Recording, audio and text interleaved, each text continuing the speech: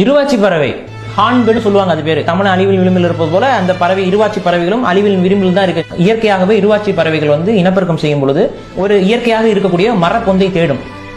அந்த மரப்பொந்துக்கு போயிட்டு பெண் பறவை உட்காந்துக்கும். முதல்ல உட்காந்துக்கிட்டு என்ன பண்ணும்னா, ஆண் பறவையும் பெண் பறவையும் ஒரு விதமான சலைவா, அதுக்கப்புறம் இருக்கக்கூடிய அங்க இருக்க மரப்பட்டைகள் இதெல்லாத்தையும் கலந்து தன்னுடைய எச்சிலோடு கலந்து பிணைந்து ஒரு ஒரு ஒரு மெழுகு போன்ற ஒரு தன்மையில வாமிட் எடுக்கும்.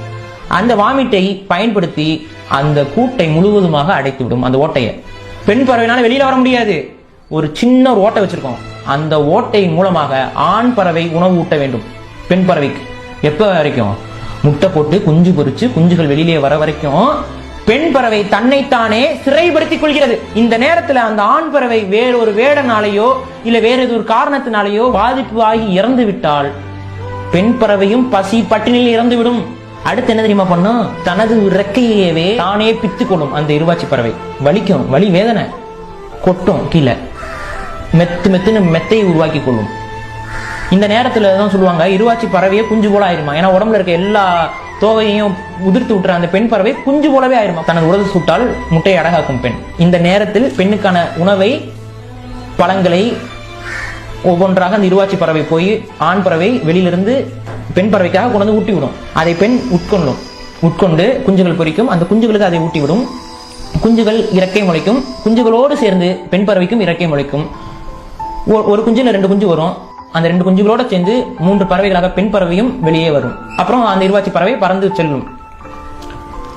இந்த டெடிகேஷன் தனது குழந்தைகளுடைய பாதுகாப்பிற்காக தன்னைத்தானே செவுறு ஏற்றுக்கொண்டு இந்த இயற்கை தனக்கு விதித்த விதியின்படி வாழ்ந்து கொண்டிருக்கிறது.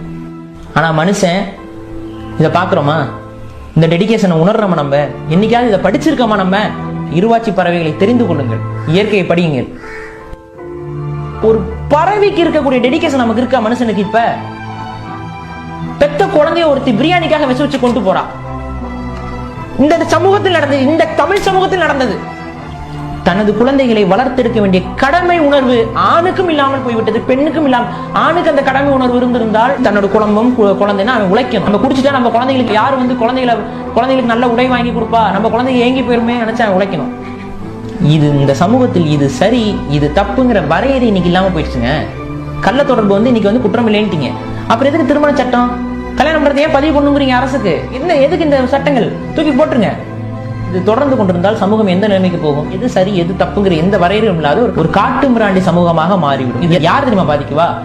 குழந்தைகள் பாதிக்கப்படுவார்கள், அடுத்த தலைமுறை பாதிக்கப்படும். அந்த பாதிக்கப்பட்ட தலைமுறை இன்னும் ஒரு கேவலமான நிலையில் இருக்கும்.